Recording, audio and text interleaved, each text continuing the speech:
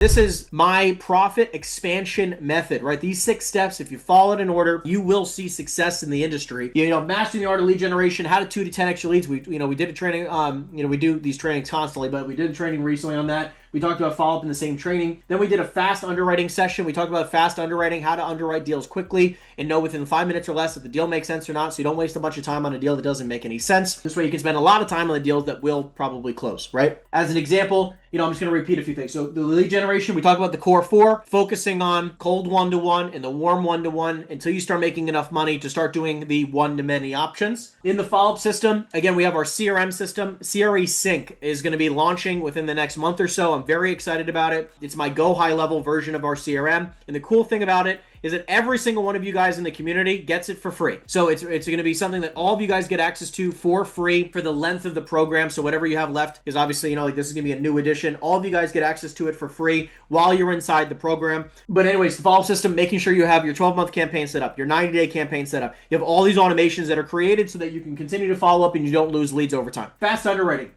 We talked about exactly the key points to be paying attention to make sure you know, again, if this deal makes sense, if it doesn't make sense, do you have a clear path to transaction? And if not, you move on. If you do, you continue down the pathway. So you figure out exactly how to underwrite, how to come up with your starter offers, figure out what your pro forma value is, where you need to be your starter offer, and where your current value is. All 3 are very, very important. You need 3 values here. A lot of people don't understand that. There's a pro forma value, a current value, and your starter offer value. All 3, very important. Then we talked about the multi-lens strategy last week. Multi-lens strategy breaks down the 4 different ways to close on a transaction. There's not only one way to make money. There's lots of different ways to make money in transactions. We talk about all 4 different ways, and it all depends on your evaluation of the asset and how much money can be made on the property. Because it's not always just listed for sale. It's not always just wholesale. It's not always brokered off market. It's not always just buy it. It depends on which one makes the most sense. And now we're going to be talking about expansion. Now, obviously, I've got my new panels here. So I ordered a new digital whiteboard, which will be here later this week. So next week we'll have the digital whiteboard all set up. So I'm excited about that too. Again, we want to upgrade the studio. We want the content to start, being a little bit more higher quality, more professional looking. We upgraded our camera quality, all that kind of stuff. We're trying to make sure that we, constantly are upgrading our quality here, within the community. So anyways, I'm not going to be writing today, but we're going to talk about expansion.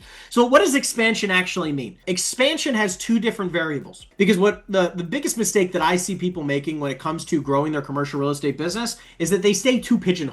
They stay too niche. And I'm going to explain what I mean, because there's 2 niche in a couple different ways. There's 2 niche in asset class, and then there's 2 niche in geographics. Okay? So I'm going to talk about both of them today, where expansion is expansion of asset classes and then expansion of geographical area. Because if you do both and you do it appropriately and you do it the right way, you should be making infinitely more money. Because the way I want you to think about it is you have this big pie. You have this big pie when it comes to your market. Your market is X amount of transactions per year. So I'm going to give you an example real quick. I'm just going to do some random state. Let's do the state of Florida.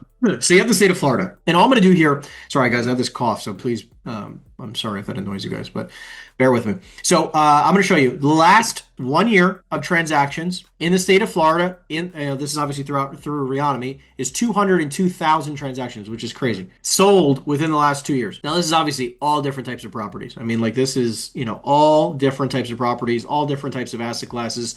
You can see here, even a lot of it was land, so you can ignore that. I'm going to try to. How do I ignore land? Let me just go to all these. Okay, so let's go to commercial, let's go to office, hospitality, mixed use, retail. Ignore the 200,000 for a second because I knew that was going to be a little bit. 25,000. That's much better, and we'll do the special purpose. Why not? But ignore vacant land because I know that there's a lot of little itty bitty tiny pieces of land that sells all the time. So, anyways. We're just going to deal with the commercial kinds of transactions. We're not talking about vacant land for a moment, okay? But if you look at all of that, sales within the last 1 year, you have 28,522. Now, this is obviously all asset classes, everything included, okay? So you can see this is the pie of all the transactions that occur. So if you're in the state of Florida as an example, or whatever state you are, you can clearly see okay, if you just check off all the commercial properties that ever traded in the last 12 months, you can see what that number is, okay?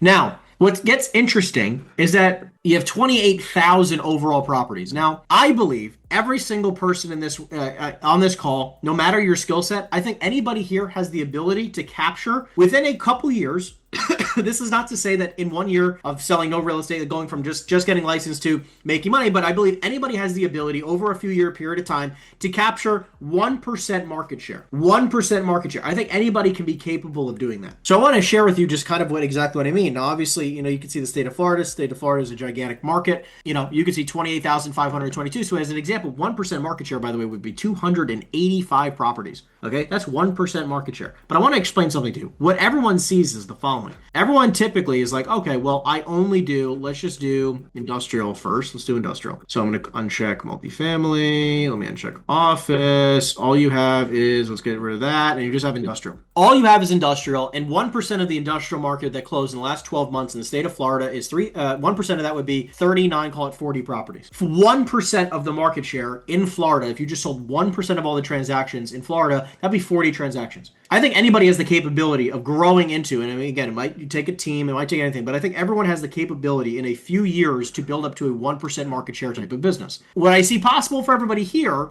is like, look, even if you were only to get a quarter of 1% of the market, anybody here, that, by the way, that's several hundred grand a year. And by the way, that's pretty normal for, a couple hundred grand a year, which basically should mean like 2 to 4 properties, a quarter of a percent. 1% should be at least 10 properties, is the way I look at it, right? To know if the market makes sense to dive into. So it's like Florida, you have 3,992, call it 4,000 the last 12 months. 4,000 transactions, you get a quarter of a percent of the market share. A quarter of a percent would be 10 transactions a year. That's a quarter of 1%. 1% market share is 40 transactions. And that's just industrial. But most people, what they do is they make the mistake of doing this. They do just, as an example, I'm going to try to break this down just to show you what happens. Let's say they live in Miami. So they live in Miami. So they do just Miami. Some of them only do, it's crazy how this is going to be. Watch this. So some of them just do Miami. Let's get rid of the state of Florida because that's what's screwing us up.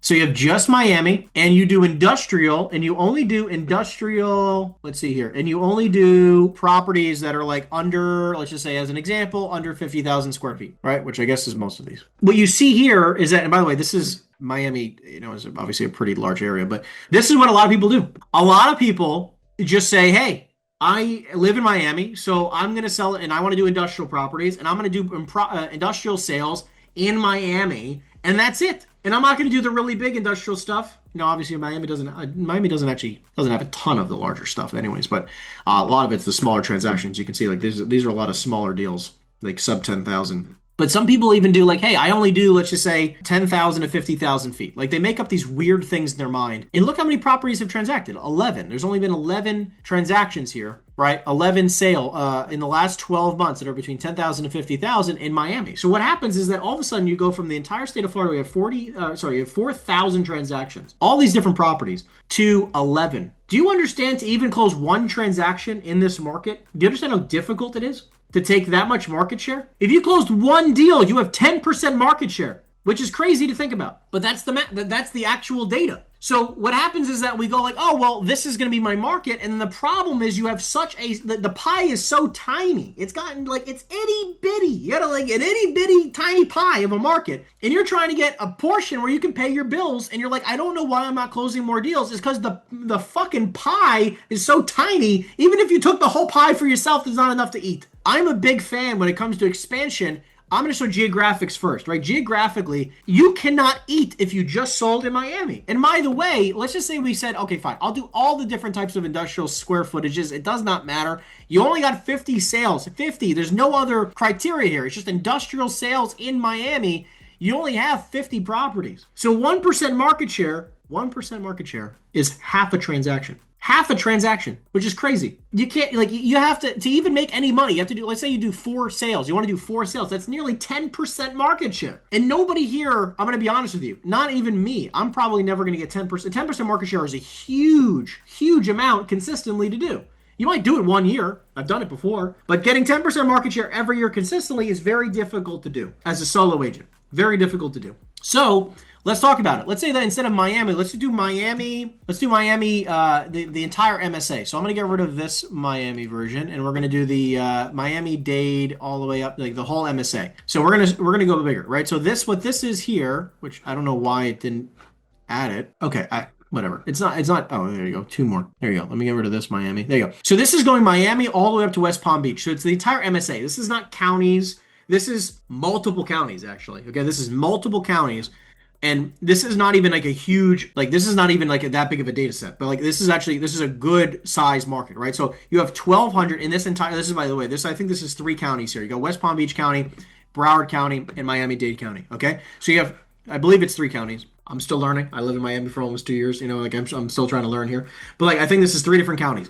So as a minimum, right, for everybody here, if you're not working out of at least 3 counties, right, you're missing out on financial opportunities, because at least here with 1,222 properties, you have the ability, 1% market share is just 12 transactions. 12, that's 1%. If you did a quarter of 1% market share, that's only 3 transactions. That's 3 deals, right? Now, obviously in this market, you could do 3 deals. And, you know, again, even the first deal I'm looking at is 2.33 million. You make 5% commission on 2.33. You're going to make, you know, 100 grand, you know, 100 and change $1,000 per deal. You're going to make over 300 grand, which isn't exactly a bad living. This is just to show you that, like, look, I only went to 3 counties, right? And by the way, these 3 counties make up, again, we told you the entire state was 4,000 sales. These 3 counties make up, what is that? 30% of the entire state's transactions when it comes to industrial real estate. But you can see here, I didn't change the asset classes. You still only do industrial real estate. Now, again, you do all types of industrial real estate. You do all shapes and sizes, all square footages. And you can see if all you prospected this market here, which, by the way, instead of doing last 12 months, I'm going to get rid of this. You have lists. Now you have 46,000 properties to call, right? There's 46,000 properties for you to call. It would take you a long time to go through that, right? The problem is that sometimes people are just like, oh, my market, like go back to, watch this. I live in Coral Gables, right? So this is giving you an understanding. So imagine if you only lived in Coral Gables and you're like, oh, I'm going to do Coral Gables or industrial real estate. There was only 4 transactions. There's only 4 industrial properties in the entire city of Coral Gables. 4 industrial properties in total, right? If we go to sales within the last 2 years, 0. But this is some of your markets. And you're like, why am I not making more money? Well, there's no fucking real estate in your market, right? Like, there's nothing to sell if you just do your town. So this is why geographics is very, very important. Now, obviously, you know, Coral Gables has, you know, not a lot of industrial, but it has a lot of, you know, retail, and it has a lot of multifamily, right? Because if I go here, you know, office, I mean, that's not exactly perfect, but you can see here there's only, let me uncheck this box. But you got 200 and, oh, this is the last 2 years of sales. I apologize. There you go. So Coral Gables, there you go. You have 3,300 or 3,400 properties in Coral Gables marked. Now, again, if you just go through the last 12 months, there's only 90 properties that have sold, and this is all different asset classes, which we're not even going to talk about for, you know, yet. Just to give you an understanding, geographics is so freaking important, right? If you're too stuck and pigeonholed in a geographical market, it is going to be very, very, very difficult to make any freaking money. John, you were saying it will take you years to deal with such a small market. Yes, absolutely. And then you said when I interviewed for Matthews, those guys were calling all over the country. From West Coast to the, especially on the East Coast. Yeah, like all over. Yep, I agree. Yeah, because then there's a lot of other brokers, which I agree, Colliers, CBRE, a couple of those types of places. They pigeonhole you, okay, which is the, you know, incredibly difficult, where they pigeonhole you into a different city. They're like, okay, you're going to be the Coral Gables industrial guy. And you're like, there's only 4 fucking buildings in the entire market. You're like, how the hell do I make any money? Right? But by the way, this is normal. This is actually a crazy fucking thing where, like, don't get me wrong, they'll probably say Miami. They'll probably, you know, like, they're going to say, like, you're this square radius. That's what, you know, like, they probably will know that there's not a lot of properties in Coral Gables. But that's how stupid it sounds to me, by the way. When, like, companies like this go, like, oh, you're going to only do this asset class in this location. Like, if you go to CBRE or Colliers or any of those types of other brokerages, big corporate companies, and this is not a dig on them, I don't know actually why they do it. I don't think it makes any sense whatsoever. They make sure that you only do one asset class in one location. So my specific mention here is figure out what your market is and go at least 3 counties, go 3 counties wide. Minimally 3 counties. Now, what I prefer you to do is go statewide. I think every single person on this call should minimally start to go to 3 counties, your local 3 counties, but you should eventually get to statewide. Statewide is where you have the highest likelihood of making good money. Because the problem is, as an example, John, I'll give you an example for you because I know we've been talking about this sometimes, but California is a very tough market, right? So California can be such a tough market, pretty similar to Miami as an example, where if you're pigeonholed to Miami or pigeonholed to, let's just say, LA, all of a sudden you're like, there's not really that many transactions occurring. Like, it's very difficult. It's a very tight market, even though there's high demand. But what happens is, you know, the sellers want way too much money and you're pigeonholed to these markets. markets where you have a very difficult time to make a lot of money. So what I recommend is like saying, okay, as an example, Miami might be really difficult. Other areas of Florida are actually very easy to do industrial real estate. Other parts of California can be much easier to do industrial real estate transactions in California. It's just sometimes in those main markets, in the crazy main high demand markets, it's much more difficult to make money there. Yeah, some of these landowners, Henry, they were looking to I'm not landowner, building owners, industrial guys, they were looking to go to Arizona. They asked me if I do that territory too. Yeah. I mean, look, don't You get know, me wrong. Going multi-state could definitely be beneficial. The one thing I want to stress though is to be careful about anytime. I'm gonna stop sharing my screen real quick. Anytime you're expanding to a newer market, okay, any part of this expansion piece, okay, you have to be careful where you must have buyers for it first. And buyers, okay, be very careful with that. Buyers, you need to have many buyers that are looking in those markets because the mistake is, I'll give you an example. I was working with a group and they were, they do very, very well. They're in one specific main market. Okay, I'm not going to mention it because it's just for privacy purposes. They do a lot of real estate in one main market. Okay, and it's one asset class. And they're like, oh, well, we want to go into another market. I'm like, great. I mean, like, I can understand why, but tell me more about why you want to do it. And it's like, oh, well, we want to make more money. I'm like, okay, well, what market are you thinking about? Like, oh, we want to go in X market. Okay, cool. Tell me what's your plan? Like, well, we're going to start calling those markets. I'm like, okay, well, do you have anybody to sell those deals to? And he goes, no. So I'm like, okay, so what you're going to do, and I've seen this 100 times, is you're going to start generating a bunch of opportunities, and they could be good, they could be bad. Let's say some of them are decent, you want to sell them, but you don't have anybody to sell them to. So all of a sudden, you've spent months trying to build up this, this list of sellers of, decent opportunities. One, you don't even know the market, what is a good deal and what isn't a good deal, which is another factor. That's why we talk about the fast underwriting strategies. But when it comes to expansion, you don't have the buyers. So all of a sudden, you're just generating a bunch of business. And you can't close any of it because you don't have no buyers. So what I prefer is that if you're going to go into a new market, I don't care if that's one county away, one city away, across the entire state, right, or across state lines, you must have minimally 10 buyers who are all looking for the similar type of product. So it's like if you're going to do, let's just say, go to Arizona, John, right? Like, because again, some of the guys are like, fuck California, I'm over it. Like, I'm tired of this godforsaken state. What you can talk about though is it's like, okay, great. If I'm going to go into Arizona, you need 9 more buyers who are all looking for very similar stuff, right? Because if this one guy, think about how silly this is. We prospect for this one guy, and then that one guy we bring those deals to, and then that one guy goes, I'm not interested in that deal. What do you do now? Okay, I'm going to continue here. What you have to be licensed in that other state. So, kind of, depending on your brokerage, Gina, sorry, depending on your brokerage, right? You do have to, be licensed. For most brokerages, you do. For EXP Commercial, you do not. I can sell real estate in that state, and I can just run the deal through my broker. So, as an example, I'm not licensed here in Florida. I have a broker, the broker of record, right? They call it a DMB. I don't know. I forget. I don't think it's called direct or something like that. But managing broker for the state, right, is who it is. I don't know. Yeah, designated. Okay, thank you, Sage. Yeah, designated managing broker. I don't know what the whole point of designated is, but anyways, managing broker for the state, designated managing broker. You can just run the deal through their license. So I just closed on a shopping center. It was a $200,000 commission check. We rolled it through the designated managing broker, and we got paid. Right. So didn't matter. I'm not licensed here. It didn't take. Wasn't any issue. So, but there are a lot of brokerages where you cannot do that. So just keep in mind if you're a part of one of those brokerages, this is why I say normally just go statewide. Statewide, you can make plenty of money. Every single person in this, I don't care what state you're in, you can make $1 million in any state. And if you want to make more money, you can. There's still some states where you can make several $1 million. Okay, because there's enough transactions. Like as an example, Florida is fucking 25,000 transactions we just saw in 1 year. Right now, again, that's, we're going to talk about asset classes in a moment, but, again, geographically, there's lots of transactions that occur. And if you're in any state all across the country, plenty of money. Anybody can make $1 million. So there you go. And then Henry says, what is the process you go through to understanding new markets aside from recent sales? You've mentioned demographics as well. Okay, so you're trying to say how do I learn new markets? So we talked about this in the fast underwriting. So which is important is better understanding the price per square foot in those markets if it's retail or industrial, better understanding the price per units if it's multifamily, better understanding the sales comps in those markets, right? Very, very important. Leasing comps in those markets, very important. Because if you know all the leasing, or majority of the leasing comps, which by the way, I want to be clear, Kevin, I don't need to know all of that before I dive into that market. I want to be clear. The whole purpose of fast underwriting is to understand how to find it fast. It's not about knowing it. I don't need to know it like the back of my hand. The reason why I know New Jersey markets is because I've been selling there for a fucking decade. Right?